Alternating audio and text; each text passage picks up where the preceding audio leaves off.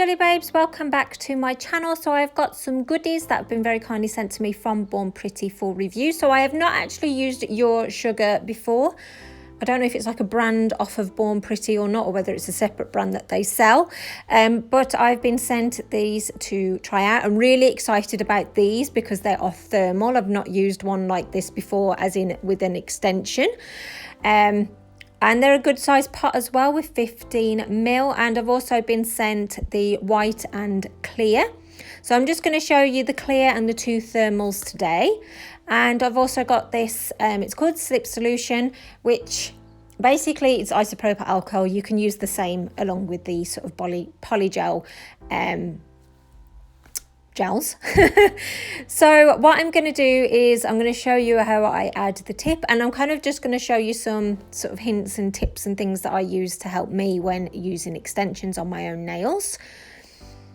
So I don't know with you, I find like with the nail tips, they never quite just fit my nail. I always have to sort of like adjust them in some way. So this is 7, so it kind of fits from sidewall to sidewall quite nicely, as you can see here. That's really important, but I'm having to kind of like push it down, so that means it's just too tight, so that's no good. So you don't want it to that, you want it basically for it to sit snugly on the nail, which number 6 does on this one and on my own, I think, but it's just too big.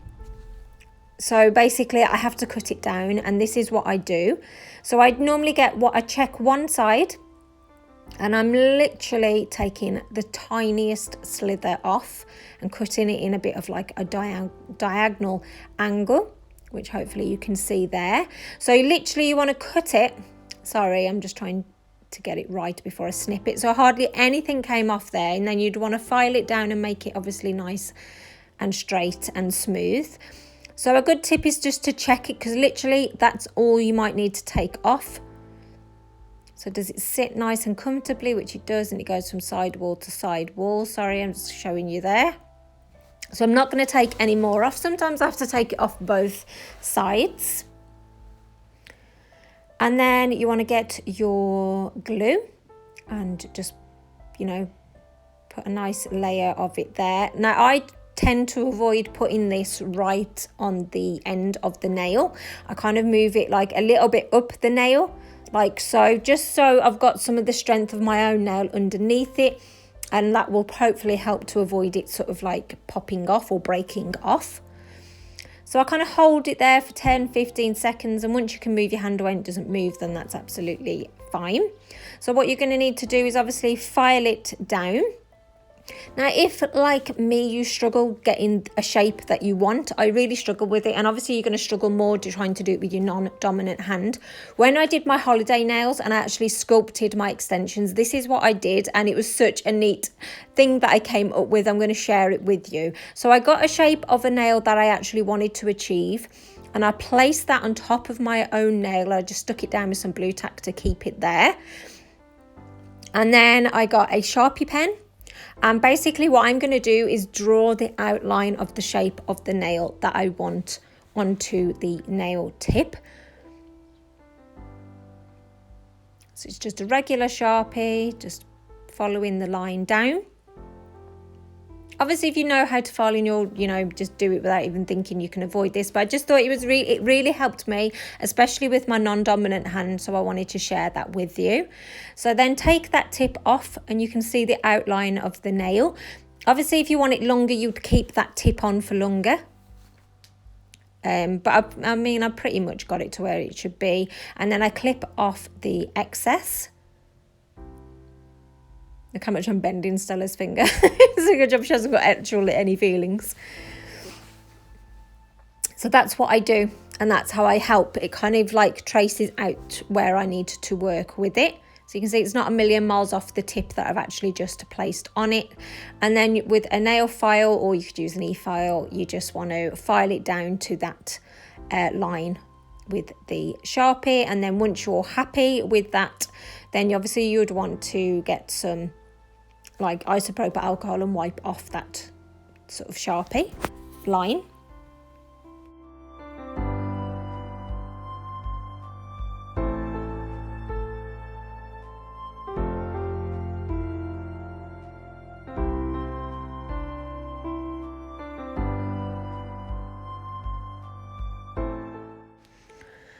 Okay, so now moving on. Now with nail dehydrator, this is very much, I think, a personal choice. Like, I don't need to use it on my own nails. I find just using a primer, but if you find that your nails are lifting or not lasting as long, then try a dehydrator. It might be that your nails are too oily, even though you're doing all the proper steps. So normally on my own nails I would use a rubber base coat, but obviously I don't need to on Stella. No offense, Stella. So I'm just using a normal base coat. By the way, the primer just air dries, but obviously with the gel base coat, you would need to cure it before you move on to this step. So they do come sealed. So I just sort of managed to like lift the lip a little, and actually this came off really nicely. And it is a clear, even though it looks black. Obviously it's just because the pot is black. Now this one, it isn't a polygel. You can see it moving around. It's quite fluid. It is just like a normal builder gel. So what I'm going to do now is going to put a layer of this onto the tip. So I assume with these that you could do it and sculpt a nail, you know, if you use the forms, like the paper form, if you want to like proper sculpt your nail out. And I would imagine you could use it with the polygel, the gel forms. I personally find it easier to do it freehand, like I am showing you now. And especially when working with the polygel as well. So I'm just applying this. I'm trying to, make sure that it's all covered over that sort of nail tip, which I've added, and it's all encapsulated in. And, I'm trying not to make it too thick. Now, I don't know how to add like an apex to my nail, so my nails will look really flat. So sorry about that, but this is all new to me. So I'm just going to decorate this with some glitter. Sorry, I thought I'd recorded it, but I hadn't. But basically I put a little bit on the tip of the nail, then I used a fan brush and kind of dragged it up the nail in the wet builder gel, then cured it in my lamp for a minute, and then I'm coming in with a layer of the builder gel just to encapsulate that all in. So I'm going to go ahead and pop that into the lamp and cure it. And then before filing, you want to just remove that tacky layer. And obviously you can use an e-file and file it down to make sure it's nice and thin. But you can see there that it's, obviously I haven't got the apex, but it's not too thick. And then you can just file it again and get that shape more crisp. But do you know what? I was actually really impressed with this. I thought all of this was polygel, but this was, if I get my words out, it is true, and it says a quick extension thing, because it was so easy to do, just literally putting it over a tip and then just applying it. I don't know how long it would last, whether that would last as long as polygel, but I was definitely impressed with that, and you can see quite quickly how I've managed to extend a nail. And then I'm going to apply the top coat, and let's just slow that down just so you can enjoy that pop of glitter coming back, which I absolutely love this part to it.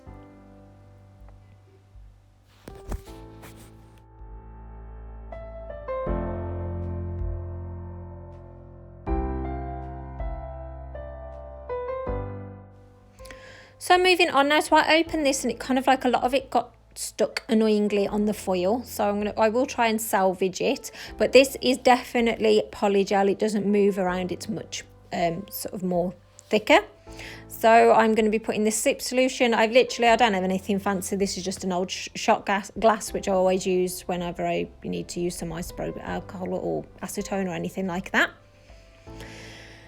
So you want to get like a polygel brush. This is my Madame Glam one.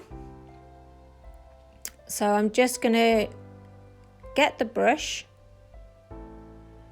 and I don't know why I wetted that actually. I need to do this first. So I'm going to use like the spatula bit and get, a nice generous size bead. So for this, let's just pretend I've put a tip on it. I'm just putting it straight onto the nail for sort of quickness sake. But let's just assume that I've done all the steps that I've just previously shown you. So with the isopropyl alcohol, you just basically pattern it down. So I'm slowing it down now so you can see what I'm doing. So I add a bit of pressure and kind of move the polygel up as I'm pressing down. You do want to make sure it's nice and thin at the cuticle area, because you know that's the most difficult place to file. You don't want to be you know, catching your skin. So I definitely try and do it as thin as possible at the cuticle area, and then do it a bit thicker, especially around the area if you've added a tip, and work it out to the end. So I've not used a colour changing sort of polygel before, so I'm hoping that I kind of get like the what's the word that I'm looking for. Basically, I want a nice even colour coverage is probably what I'm trying to say. So I'm just trying to smooth this out. Now, because this is thermal, I don't know whether that's just a thin area or whether it's just changing with the heat. I'm not sure. So if you've not used polygel products before, I would definitely get a feel of just using a normal one before you came and used these, because that could put you off. So now you just want to file it all down, but that was really easy to use. I'm actually quite impressed with this. Obviously, I am using more and more of these type of products, so I'm getting a bit more comfortable with it. And like I say, I did sculpt my own nails recently on both hands for when I went on holiday. But what I like about the thermal one is, like, literally you've put the extension on and that can be your nails done.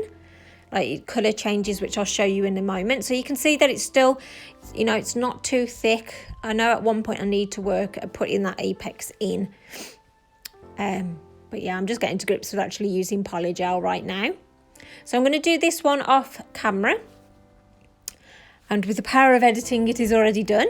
So actually, I quite like that green. I'm a bit funny with green. Some of them I like, but I definitely prefer the lighter type colour, the lighter green.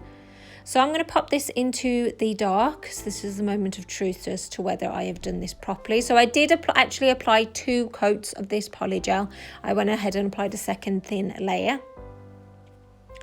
So I actually managed to do it quite even as well, which I was impressed with, as it's my first time using it.